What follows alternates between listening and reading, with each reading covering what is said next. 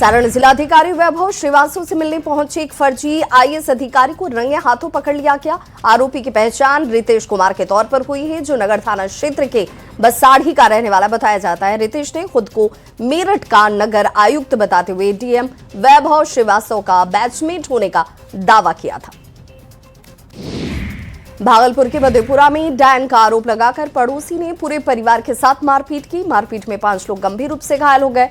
घायल भागो देवी ने बताया कि पड़ोस के रहने वाले भूलचरण मंडल डैन कहकर उससे प्रताड़ित कर रहा था और बात बात पर तलवार और धारदार हथियार लेकर मारने पर उतारू हो जाता है।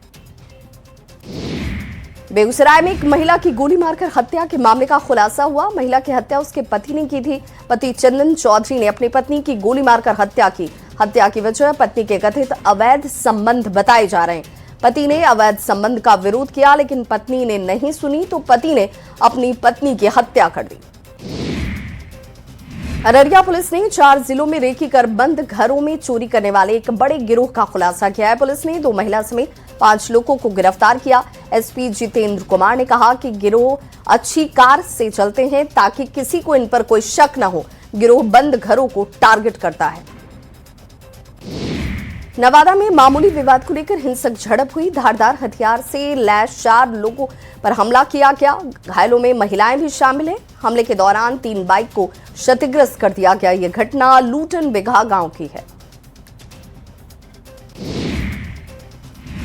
दानापुर में बेटा थाना पुलिस ने थाना क्षेत्र में एक ट्रक से 9072 लीटर विदेशी शराब को बरामद किया। इस कार्रवाई में पुलिस ने ट्रक चालक को गिरफ्तार किया है, जबकि शराब की ढुलाई में इस्तेमाल ट्रक को जब्त किया गया। सिटी एसपी ने कहा कि पुलिस को गुप्त सूचना मिली थी, जिसके बाद कार्रवाई की गई और ये बड़ी कामयाबी हासिल हुई। वैशाली के रुस्तमपुर में भी पुलिस और उत्पाद विभाग की टीम को बड़ी सफलता मिली है। इलाके में 10 से ज्यादा देसी शराब की भट्टियों को नष्ट किया गया। साथ ही इस दौरान करीब 20,000 लीटर देसी शराब को भी नष्ट किया गया। पुलिस के इस कार्रवाई के दौरान सभी माफिया फरार हो गए। झारखंड में अफीम की फसल एक बार फिर से लहलहा रही है, जिसे लेकर पुलिस का एक्शन जारी है। वहीं असामाजिक संस्थानों को लेकर भी अब जागरूकता कार्यक्रम चलाने की मुहिम तेज की गई, ताकि अफीम की खेती से लोगों को दूर रखा जा सके। रांची के साथ खूंटी, चतरा, पलामू सहित प्रदेश के अन्य जिलों में भी अफीम के खिलाफ अभियान लगातार चलाए जा रहे हैं। मोतिहारी में 25 लाख रुपए के नकली नेपाली नोट और 18,500 भारतीय नकली नोट के साथ 8 तस्कर गिरफ्तार किए गए। सीतामढ़ी के मेजरगंज थाना इलाके में नेपाल का एक बड़ा तस्कर तिलक बहादुर थिंग अपने साथियों के साथ भारतीय और नेपाली जाली नोट का बड़ा तस्करी कर रहा था। समस्तीपुर में एक बार फिर से मंदिर को निशाना बनाते हुए चोरों ने मूर्तियों की चोरी कर ली। हसनपुर थाना क्षेत्र के देवधा गांव में ठाकुरबाड़ी से चोरों ने 100 साल से ज्यादा पुरानी अष्टधातु की बनी हुई 4 बेशकीमती मूर्तियों की चोरी कर ली। वारदात के बाद ग्रामीणों में आक्रोश है। लोग कार्रवाई की मांग कर रहे हैं। छपरा में करीब 8 साल से निर्माणाधीन डबल डेकर निर्माण कार्य को प्रशासन ने तेज कर दिया है। जिला प्रशासन ने शहर के मोना चौक और नगर पालिका चौक के बीच में बंद पड़े हुए निर्माण कार्य को शुरू करने के लिए अवैध अतिक्रमण को बुलडोजर से ध्वस्त कर दिया। सदर सीओ के नेतृत्व में 8 से अधिक जगह पर अतिक्रमण हटाए गए। बेतिया के नरकटियागंज में अवैध शराब के कारोबार में पुलिस की डीलिंग का वीडियो वायरल हो रहा है। वीडियो सोशल मीडिया पर वायरल होने के बाद एसपी डॉक्टर शौर्य सुमन के नेतृत्व में पुलिस के चालक को गिरफ्तार किया गया। नरकटियागंज में 503 पेटी शराब की बड़ी खेप पकड़े जाने के बाद उसी शराब को छोड़ने के बदले में सौदेबाजी से जुड़ा हुआ ये वीडियो है। लातेहार में राहुल दुबे गैंग के खिलाफ पुलिस की बड़ी कार्रवाई हुई। गैंग के 2 सदस्यों को पुलिस ने गिरफ्तार कर लिया। 3 लोडेड देसी पिस्टल भी बरामद किए गए। गिरफ्तार आरोपी बड़ी घटना को अंजाम देने की फिराक में थी। इससे पहले ही पुलिस ने इन्हें धर दबोचा। सदर थाना क्षेत्र के तुबेद गांव के पास गिरफ्तारी हुई। हजारीबाग में अवैध विदेशी शराब के खिलाफ पुलिस ने बड़ी कार्रवाई की है। कटक मसांडी थाना क्षेत्र के आरा भुसाई आदिवासी टोला के जंगल में कार्रवाई की गई। पुलिस निरीक्षक साहिद रजा के नेतृत्व में छापेमारी के लिए टीम गठित की गई और इसी दौरान जंगल में बनी हुई झोपड़ी से नकली विदेशी शराब बनाने के सामान को जब्त किया गया। धनबाद के गोविंदपुर थाना क्षेत्र में बिजली चोरी की दौरान छापेमारी में एसटीओ नीतीश कुमार पर महिला से अभद्रता का आरोप लगा। छापेमारी के दौरान ग्रामीण और बिजली विभाग की टीम के बीच झड़प हो गई। स्वास्थ्य मंत्री डॉक्टर इरफान अंसारी ने मामले में एसटीओ के खिलाफ कार्रवाई का आश्वासन दिया है। भागलपुर के मथुरा नाथ घोष लेन में संदिग्ध अवस्था में विवाहिता का शव उसके कमरे से बरामद किया गया। मृतका प्रियंका की शादी 1 साल पहले ही अक्षय से हुई थी। दोनों में प्रेम विवाह हुआ था। वहीं देर रात प्रियंका का शव फंदे से लटकता हुआ मिला। घटना के बाद सिटी डीएसपी और एफएसएल की टीम जांच में जुट गई है। रांची के लालपुर थाना क्षेत्र के गुलमोहर पार्क में हुई मारपीट के बाद एक शख्स की हत्या कर दी गई। घटना के विरोध में स्थानीय लोग सड़क पर उतरे और लालपुर चौक को जाम कर दिया। परिजनों का आरोप है कि सड़क पर रोककर मधेश्वर सिंह और उसके बेटे के साथ मारपीट की गई, साथ ही लूटपाट भी हुई। धनबाद के झरिया विधायक रागनी सिंह के सिंह मेंशन आवास पर बाइक सवार बदमाशों ने 2 बम फेंके, जिनमें से एक बम घर के अंदर फटा जबकि दूसरा बम घर के बाहर गिर गया। घटना के बाद इलाके में दहशत का माहौल है। इसे लेकर शंकर सिंह नाम के एक शख्स ने एक पत्र जारी किया और पूरे मामले की जिम्मेदारी ली। धनबाद की झरिया विधायक रागनी सिंह के आवास पर बमबाजी के मामले को लेकर जमशेदपुर विधायक सरयू राय ने जिला प्रशासन पर सवाल खड़े किए हैं। उन्होंने कहा कि धनबाद में जिला पुलिस कहीं नहीं है, अपराधियों की सरकार चलती है। धनबाद में मेयर का चुनाव होने वाला है और उसी को लेकर इस तरह की घटना को अंजाम देकर दबाव बनाया गया है। हजारीबाग के चाक अंचल कार्यालय से साल 2019 में जमीन से जुड़े महत्वपूर्ण कागजात रजिस्टर 2 की चोरी का मामला एक बार फिर से सुर्खियों में। जानकारी के मुताबिक जिस रजिस्टर 2 की चोरी हुई थी उसमें सैकड़ों एकड़ सरकारी और गैर सरकारी जमीन का विवरण था। पुलिस की तत्परता से रजिस्टर 2 को जब्त तो किया गया, लेकिन इसे अभी तक सार्वजनिक नहीं किया गया। मुंगेर के सदर प्रखंड स्थित प्रसिद्ध सीताकुंड परिसर के माघी मेले में खिलौना बेचने आए एक परिवार का 3 वर्षीय मासूम बच्चा रावण कुंड में डूब गया। कुंड में डूबते ही बच्चे की मौत हो गई। घटना के बाद परिजनों में कोहराम मच गया। वहीं मेला परिसर में शोक का माहौल है। रोहतास के टेहरी में राष्ट्रीय राजमार्ग 19 पर बने सोन ब्रिज के एक लेन में मरम्मती का काम चल रहा है, जिस वजह से सिर्फ एक लेन से ही गाड़ियों की आवाजाही हो रही है और सड़क पर भारी जाम की स्थिति है। पिछले 2 दिनों से ये स्थिति देखने को मिल रही है। गाड़ियों को निकलने के लिए लंबा इंतजार करना पड़ रहा है। भोजपुर जिले में सरकारी तंत्र की गंभीर लापरवाही हैरान करने वाला मामला सामने आया। बड़हरा प्रखंड के महुदही गांव निवासी हरिमोहन प्रसाद के पुत्र मुन्ना प्रसाद को अक्टूबर 2025 में कथित तौर पर एक विकास मित्र द्वारा मृत घोषित कर दिया गया, जबकि मुन्ना प्रसाद आज भी जिंदा है और खुद को जीवित साबित करने के लिए सरकारी दफ्तरों के वो चक्कर काट रहा है। पटना में यूजीसी के समर्थन में छात्रों ने जमकर हंगामा किया। छात्रों और पुलिस के बीच जमकर धक्का मुक्की हुई और करगिल चौराहा जेपी गोलंबर के बीच पुलिस ने इन्हें रोकने का प्रयास किया। छात्रों ने बैरिकेड्स को तोड़ दिया और उसके बाद जमकर हंगामा हुआ। पुलिस ने बल प्रयोग कर सभी छात्रों को यहां से हटा दिया। भागलपुर शहर में ट्रैफिक पुलिस वाहन चालकों को नियम का पालन कराने को लेकर लगातार फाइन काट रही है। वहीं चौराहे पर लगे ट्रैफिक सिग्नल के पास और अन्य जगहों पर लगे कैमरों से ई चालान भी काटे जा रहे हैं, लेकिन इससे बचने के लिए वाहन सवार कई तरह के पैतरे भी आजमा रहे हैं। वहीं बाइक के पीछे एक महिला चालान से बचने के लिए नंबर प्लेट पर ही पर्स लटका कर बैठी नजर आई। बाढ़ के मोकामा बाईपास पर भीषण सड़क हादसा हुआ। कोहरे की वजह से 2 गाड़ियों की आपस में ही टक्कर हो गई। हादसे में करीब 6 लोग घायल हो गए। सभी को इलाज के लिए अस्पताल में भर्ती करवाया गया। पटना की तरफ से आ रहे एक वाहन ने डिवाइडर से उलट दूसरी तरफ बेगूसराय से आ रहे एक वाहन के साथ जाकर जोरदार टक्कर मारी।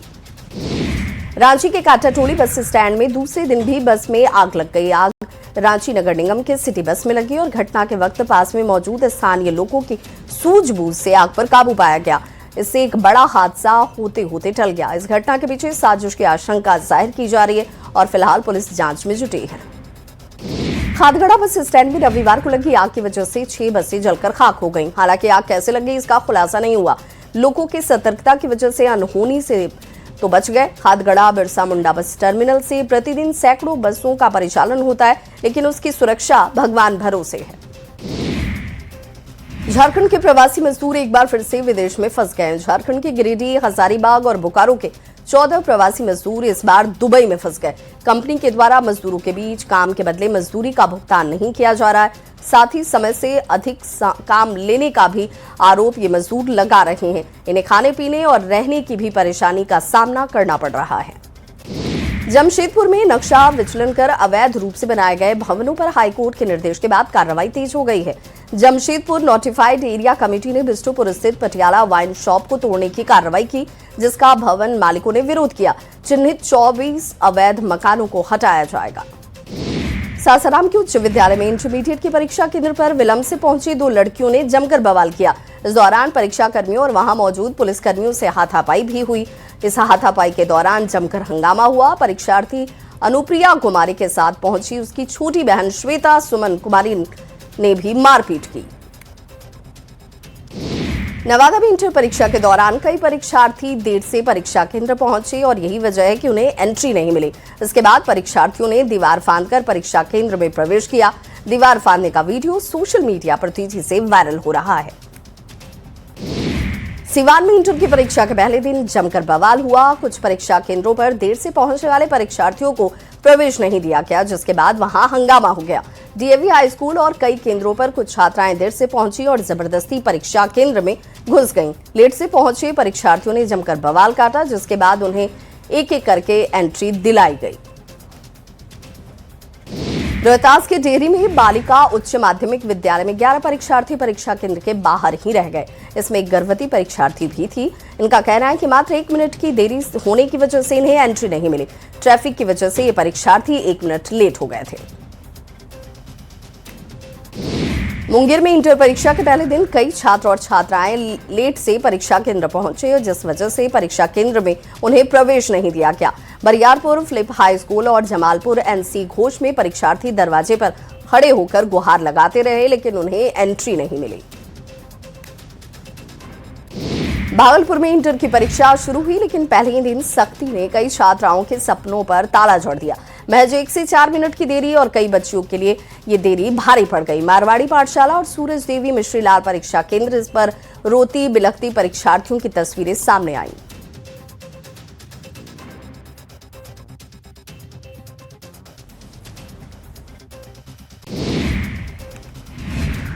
इंटर की परीक्षा के बीच जहानाबाद से अनोखी तस्वीर सामने आई। रत्नी के परिवेक्षका उच्च विद्यालय परीक्षा केंद्र पर 2 परीक्षार्थी हाथ में हथकड़ी लगाए हुए परीक्षा देने पहुंचे। इस तस्वीर ने वहां मौजूद छात्रों, शिक्षकों और परीक्षा केंद्र प्रबंधन को हैरानी में डाल दिया। परीक्षार्थियों की पहचान आसिफ अंसारी और बिट्टू कुमार के तौर पर हुई। नालंदा में भी इंटर की परीक्षा के पहले दिन जमकर बवाल हुआ। बिहार शरीफ स्थित कचहरी मोड़ के पास आदर्श परीक्षा केंद्र बनाया गया है, लेकिन परीक्षा से पहले इस सेंटर पर शिक्षक और छात्रों के बीच मारपीट हो गई।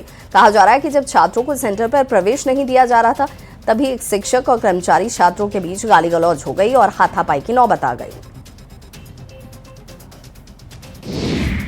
धनबाद में जैक बोर्ड की 10वीं और 12वीं की परीक्षा मंगलवार से शुरू होने जा रही है और परीक्षा को कदाचार मुक्त और शांतिपूर्ण माहौल में संपन्न कराने को लेकर डीसी आदित्य रंजन की अध्यक्षता में टाउन हॉल में बैठक आयोजित की गई। बैठक में SSP Prabhat Kumar, city SP Ritwik Srivastava, DTC, STM, ATM और पुलिस पदाधिकारी मौजूद रहे। गुमला में इंटरमीडिएट और मैट्रिक बोर्ड परीक्षा को लेकर उपायुक्त और पुलिस अधीक्षक की संयुक्त अध्यक्षता में बैठक का आयोजन किया गया। बैठक में सभी पुलिस पदाधिकारी और जिला दंडाधिकारी मौजूद रहे। उपायुक्त ने सभी अधिकारियों को अपनी अपनी जिम्मेदारियों को गंभीरता से पालन करने के निर्देश दिए। मिसौड़ी के पुनपुर अंचल में अंचलाधिकारी ने जनप्रतिनिधियों को धमकी देने और कार्य में लापरवाही के आरोपों को लेकर शांतिपूर्ण धरना दिया। आंदोलनकारियों ने निष्पक्ष जांच और दोषी पाए जाने पर कार्रवाई की मांग की। रोहतास जिले के डेहरी में all India railway men's federation और ईस्ट सेंट्रल रेलवे कर्मचारी यूनियन धरना प्रदर्शन करते नजर आए। रेलवे स्टेशन पर सीनियर सेक्शंस इंजीनियर ने यह प्रदर्शन किया। रेल कर्मियों ने बुनियादी समस्याओं और समाधान को लेकर यह प्रदर्शन किया। पलामू में नगर निकाय चुनाव की सरगर्मी तेज है। लगातार नामांकन की प्रक्रिया जारी है। मितनी नगर निगम के अलावा 4 नगर पंचायत के लिए चुनाव हो रहे हैं। सभी जगह नामांकन के लिए निर्वाची पदाधिकारी नियुक्त किए गए हैं, जहां लगातार मेयर के प्रत्याशी, नगर पार्षद अध्यक्ष के प्रत्याशी और वार्ड के प्रत्याशी नामांकन कर रहे हैं। हजारीबाग के लोकसभा क्षेत्र के बीजेपी सांसद मनीष जायसवाल के नेतृत्व में आगामी 8 फरवरी को सिद्धो कान्हू मैदान में सांसद सामूहिक विवाह उत्सव 2026 का भव्य आयोजन किया जाएगा। इस ऐतिहासिक आयोजन में 101 बेटियों का विवाह संपन्न होगा। आयोजन को लेकर तैयारियां अपने अंतिम चरण में हैं। रामगढ़ में नगर निकाय चुनाव को लेकर सोमवार को नामांकन और नाम निर्देशन पत्र खरीदे गए। अध्यक्ष पद के लिए अब तक 9 लोगों ने नाम निर्देशन पत्र खरीदा है, जबकि 2 प्रत्याशियों ने अध्यक्ष पद पर नामांकन कर दिया है। वार्ड पार्षद के लिए अब तक 246 नाम निर्देशन पत्र खरीदे गए हैं। बिहार विधानमंडल का बजट सत्र शुरू हो चुका है। राज्यपाल के अभिभाषण के साथ इस सत्र की शुरुआत हुई। राज्यपाल ने अपने अभिभाषण में दोनों सदनों के सदस्यों से विकसित बिहार के लिए रचनात्मक भागीदारी निभाने की अपील की, ताकि बेहतर बिहार का निर्माण हो सके। नेता प्रतिपक्ष तेजस्वी यादव बजट सत्र में शामिल हुए। चोटिल होने के बावजूद वो कार्यवाही में व्हीलचेयर से पहुंचे। राज्यपाल के अभिभाषण पर उन्होंने प्रतिक्रिया दी। तेजस्वी यादव ने कहा कि वे 10 साल से सदन में हैं और वही पुराने घिसे पिटे भाषण को सुन रहे हैं। बिहार में विधि व्यवस्था की स्थिति काफी खराब है। विधानमंडल की कार्यवाही स्थगित होने के बाद एनडीए विधायक दल की बैठक हुई, जिसमें सभी घटक दलों के विधायक और विधान पार्षद शामिल हुए। सेंट्रल हॉल में हुई इस बैठक में मुख्यमंत्री नीतीश कुमार ने कहा कि बिहार में बहुत अच्छा काम हो रहा है और सभी लोग मजबूती से इसे और तेजी से आगे बढ़ाएं। स्वास्थ्य मंत्री मंगल पांडे ने मुख्यमंत्री ममता बनर्जी पर बड़ा हमला किया। कहा, ममता बनर्जी का लोकतांत्रिक संस्थानों पर से विश्वास उठ चुका है। बांग्लादेश से आकर पश्चिम बंगाल में घुसपैठे गलत तरीके से मतदान कर वोट देकर इन्हें मुख्यमंत्री बनाते हैं। इनको बचाने के लिए ममता बनर्जी उनकी पार्टी पिछले कई दिनों से राजनीतिक मुद्दा बनाने का प्रयास कर रही है। आम बजट को लेकर एनडीए के प्रदेश अध्यक्ष की संयुक्त प्रेस वार्ता हुई, जिसमें संजय सरावगी, राजू तिवारी, आलोक सिंह, जेडीयू के मुख्य प्रवक्ता नीरज कुमार ने मीडिया को संबोधित किया। वहीं बीजेपी प्रदेश अध्यक्ष संजय सरावगी ने कहा कि केंद्रीय बजट गरीब किसान, महिलाओं और युवाओं को समर्पित है। केंद्रीय बजट 2026 को लेकर भारतीय जनता पार्टी ने रांची स्थित बीजेपी प्रदेश कार्यालय में प्रेस कॉन्फ्रेंस की। पार्टी के राष्ट्रीय महामंत्री अरुण सिंह मौजूद रहे। उन्होंने केंद्रीय बजट को विकसित भारत की दिशा में मजबूत और ऐतिहासिक कदम बताया। कांग्रेस देश स्तर पर बेहतर प्रवक्ताओं की खोज करने जा रही है। इसके लिए बिहार के साथ देश के सभी राज्यों में बेहतर प्रवक्ताओं के चयन को लेकर एक टैलेंट हंट का आयोजन किया जा रहा है। इस बात की जानकारी कांग्रेस के प्रदेश अध्यक्ष राजेश राम ने दी। उन्होंने बताया कि इस बात का निर्णय राहुल गांधी ने लिया है और टैलेंट हंट के माध्यम से प्रवक्ताओं का चयन किया जाएगा।